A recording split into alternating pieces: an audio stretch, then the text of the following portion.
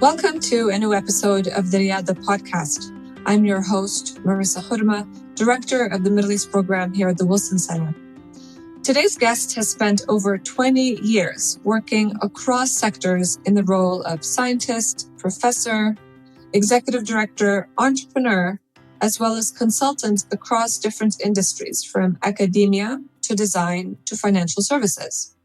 Dr. Yazan Hijazi is currently the director of the Center for Innovation and Entrepreneurial Excellence at Hussein Technical University, or HTU, in Amman, Jordan.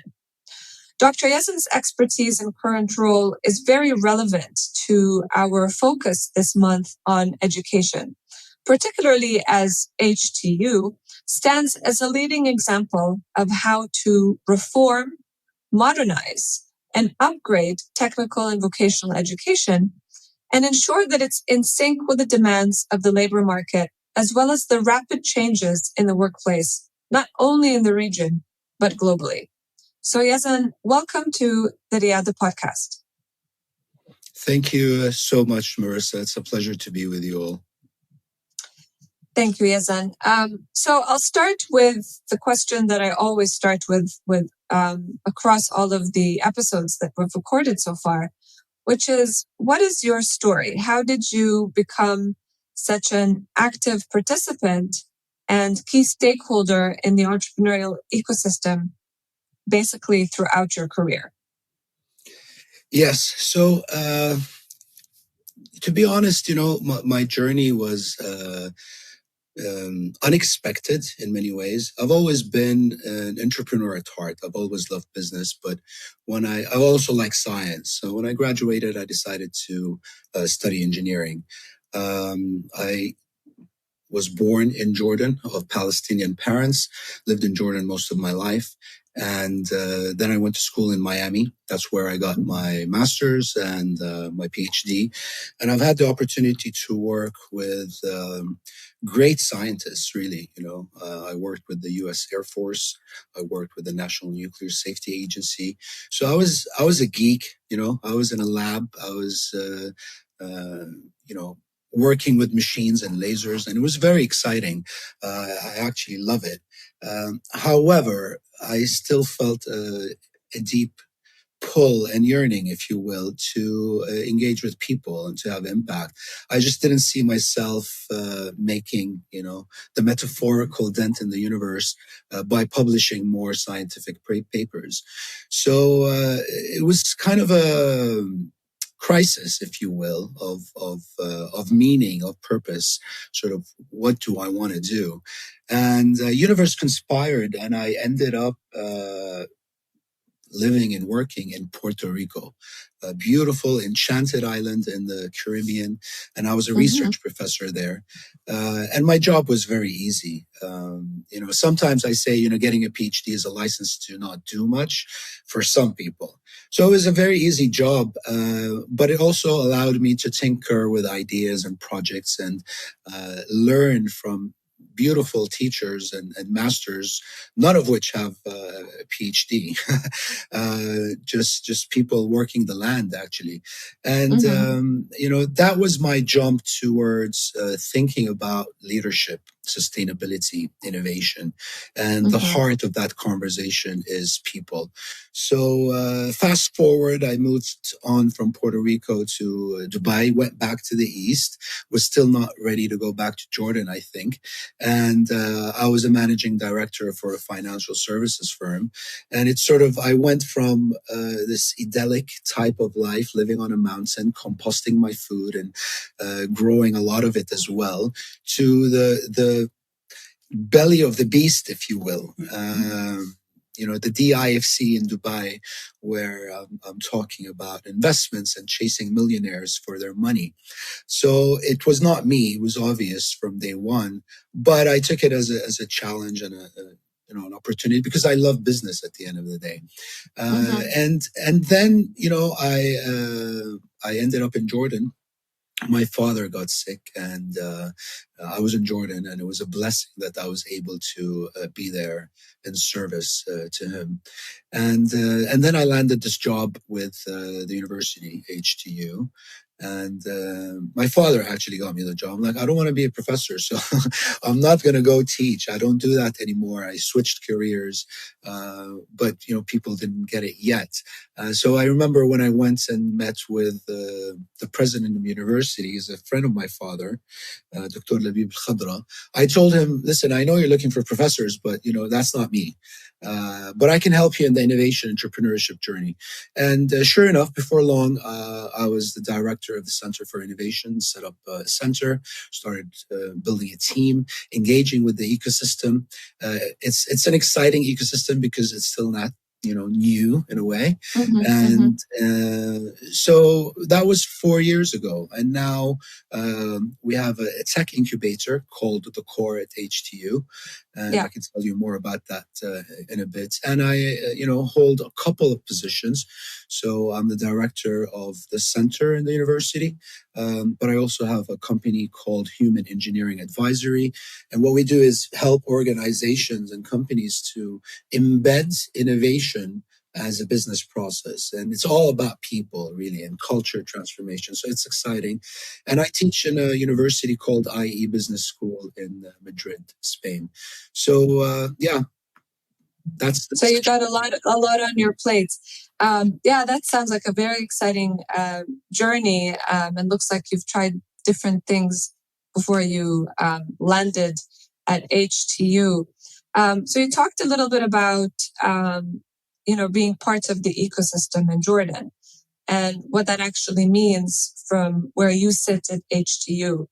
And I think I would like to know a little bit more. I visited HTU, but I think for our audience, tell us a little bit more about Al Hussein Technical University.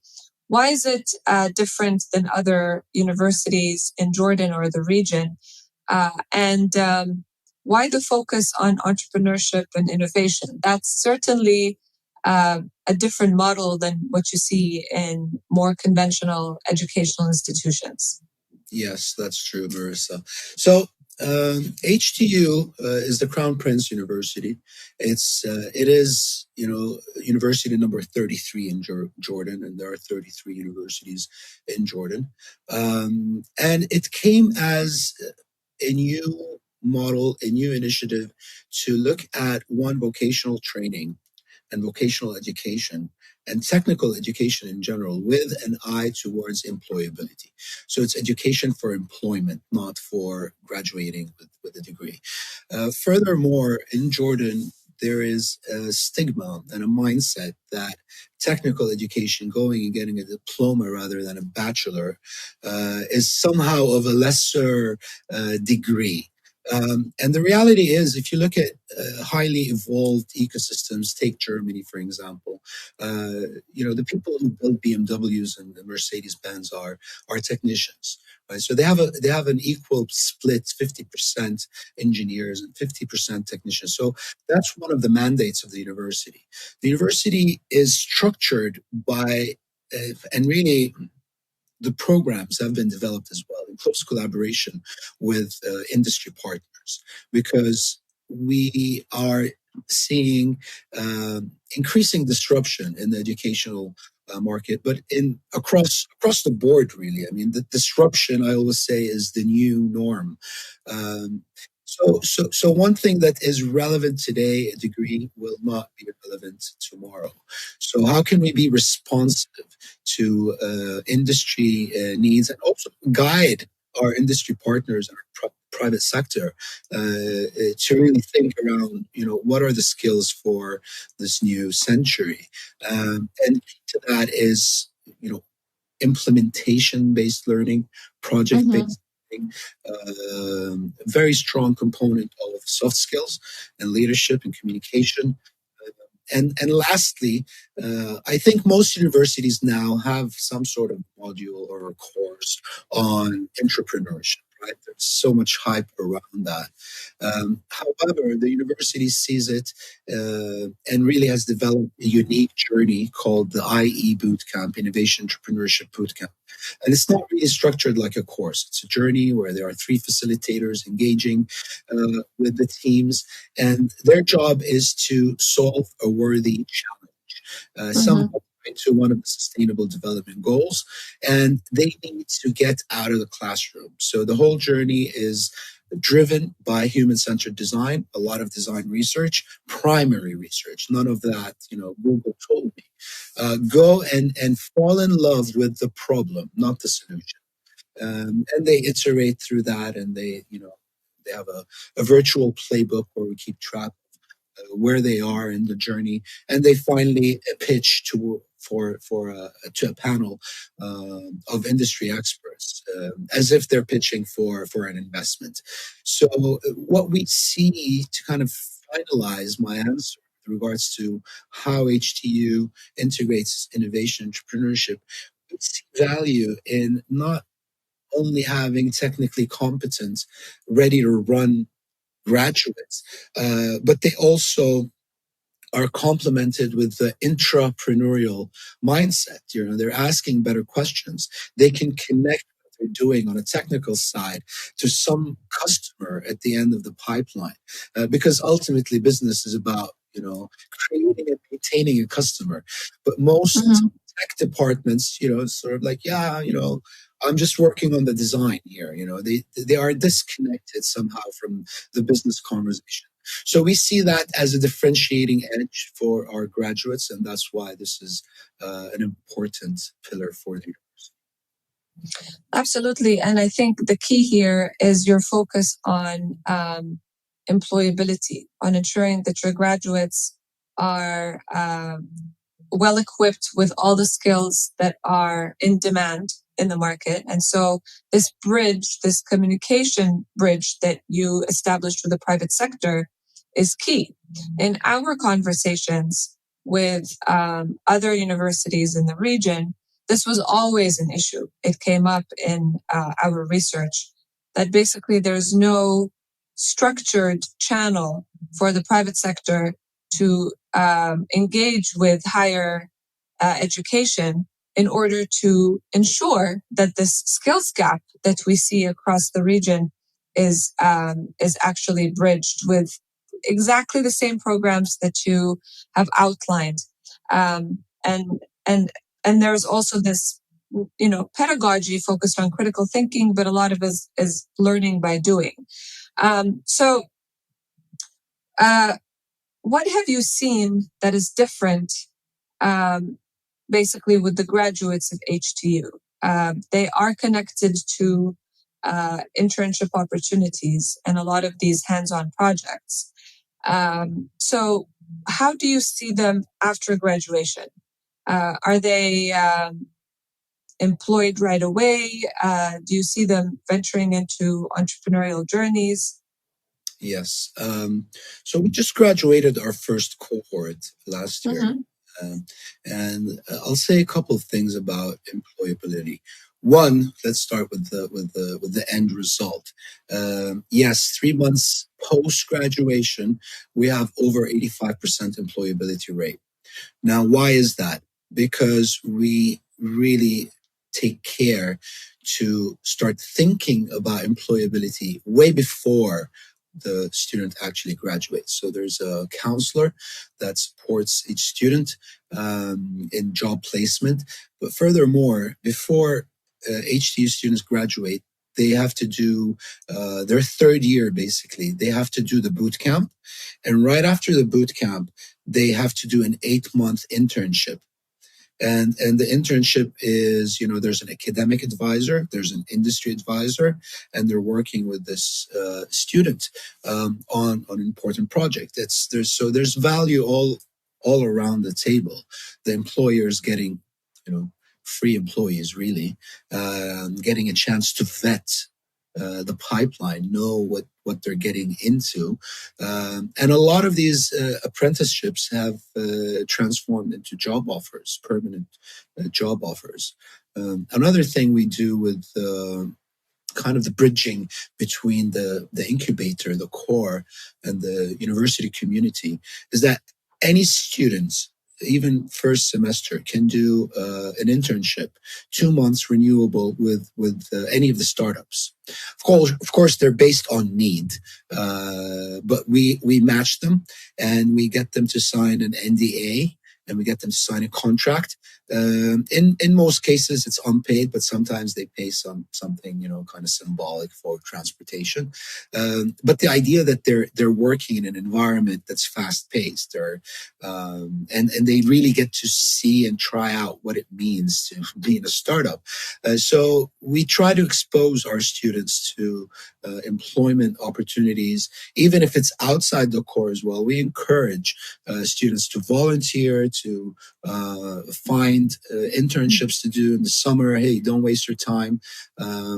So we also do exchange programs, to internationalize our offering.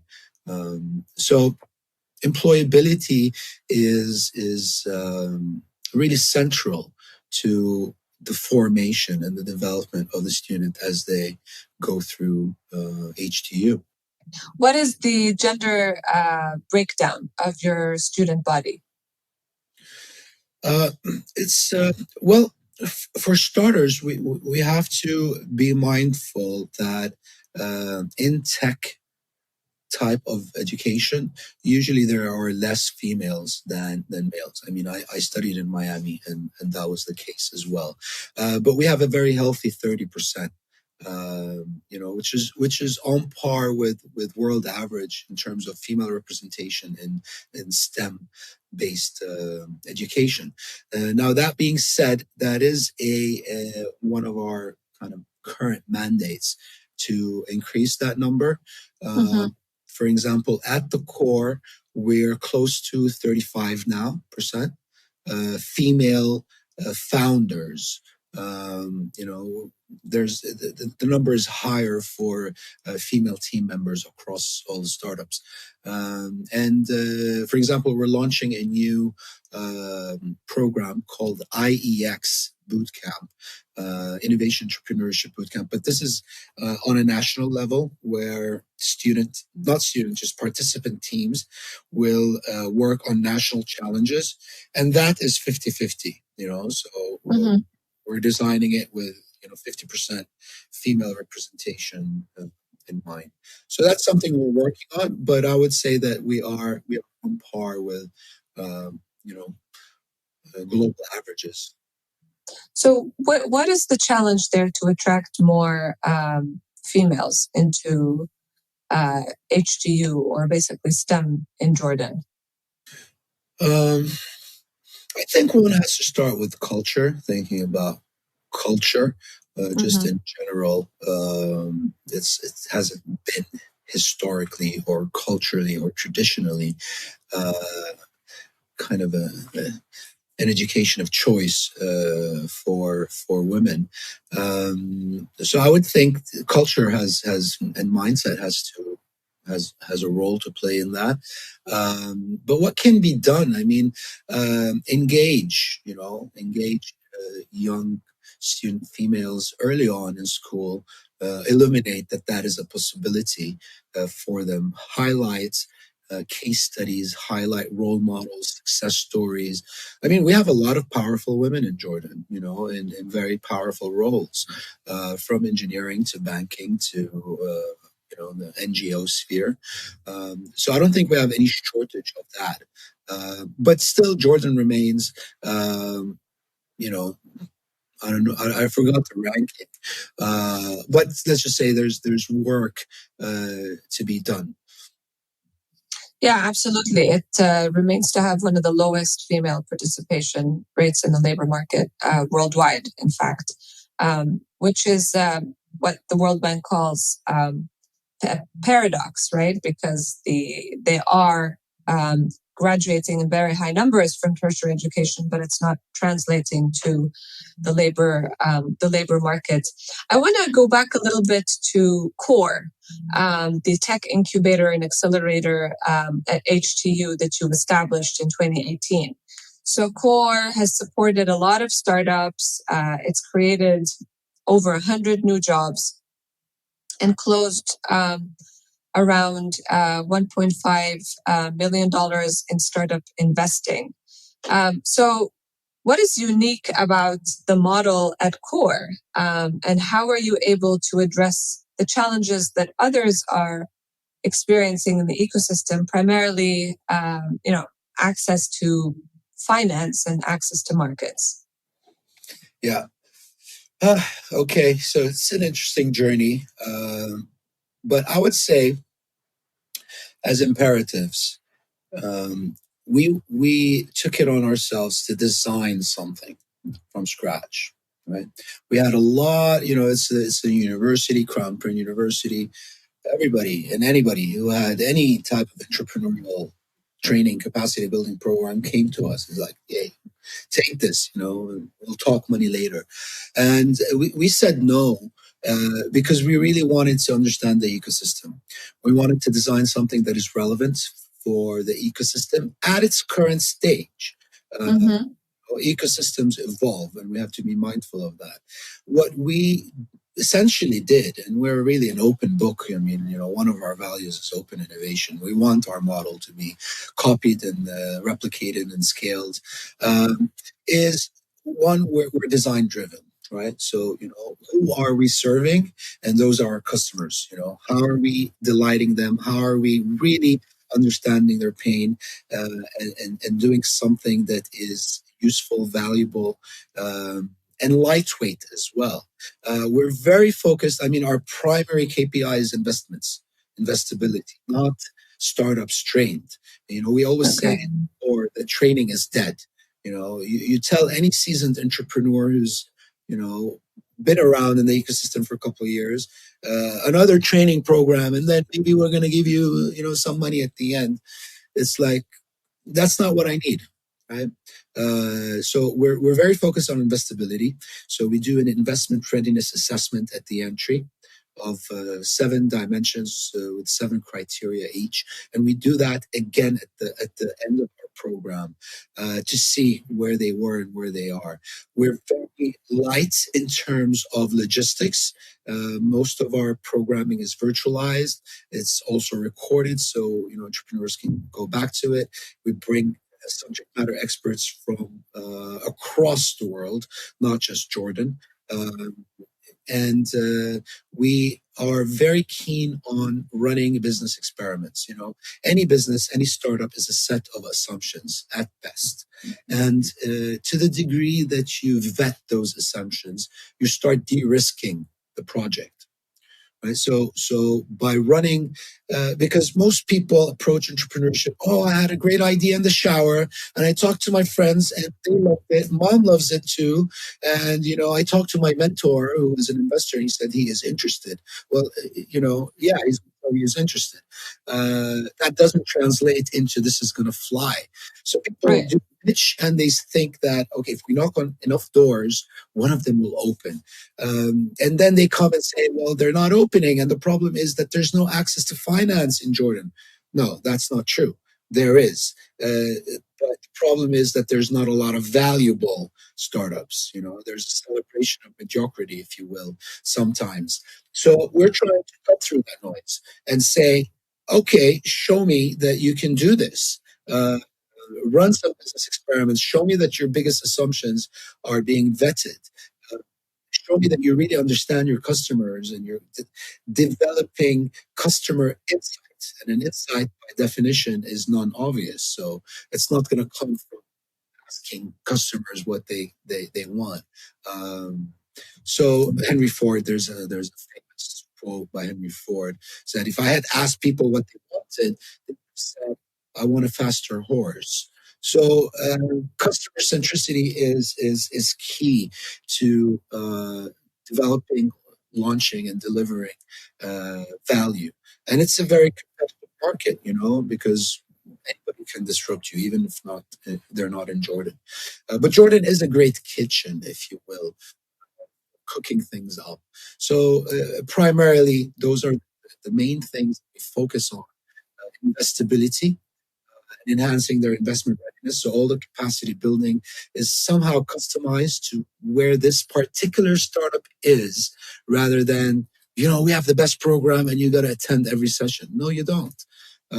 You're busy and you should be busy. So only attend things that are relevant. Only speak to people that will add value. And we've done away with the concept of just having, a mentor, as if a mentor will know everything. No, they won't. You need subject matter experts in each area.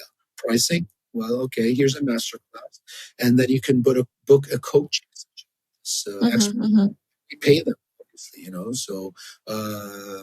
So yeah, we're so to summarize, we are design driven. So Yeah, it we're seems so, and continuous. it's very well thought through at every level, and you've completely basically taken off the whole one size fits all approach Yes, to what an incubator can actually provide, yeah. which Actually, is really sorry, interesting. but to add to that, we actually call ourselves an incubator because we incubate and accelerate. We have the Okay. launch track. People are, we don't do ideation, we don't do idea stage, we do MVP and post. So launch track is you've got your MVP, let's help you launch this business and see, whether it will fly, or a growth track, which is you've launched and you've had one successful dollar transaction. That's all that matters, and the reason for that again is we want to create a community. Actually, the core, the CO, is all about co-creation, collaboration, and community. And the RE is about rethinking, redesigning, reactivating, which is what an entrepreneur and a startup needs to be doing as they traverse their journey. So we want to create a community, and having people who have not yet launched and people who have launched creates that sense of, oh, you're on the other side of the river. How did you get there? What were the challenges? So, and we see a lot of cross fertilization within the community, learning opportunities and sharing of experiences and connections. Sort of like, yeah, we've talked to this investor. He wasn't interested in us, but he might be interested in you. So it's yeah. Yeah, no, and it's a really interesting model. I particularly like the focus on community because it does, at the end of the day, boil Yeah. down to the exchanges that you talked about. This is something that we heard from so many entrepreneurs across the different episodes here on the Riyada podcast, where sharing, exchanging was at the heart of the experience of an entrepreneur. And that takes me to our wrap up question, which is, from where you sit at HTU, and given your own journey that brought you to HTU, what do you have to say to youth in Jordan or across the MENA region who have an idea and who are a little bit hesitant to take the first step? Okay. How much time do I have? Not a lot of time, but keep it crisp.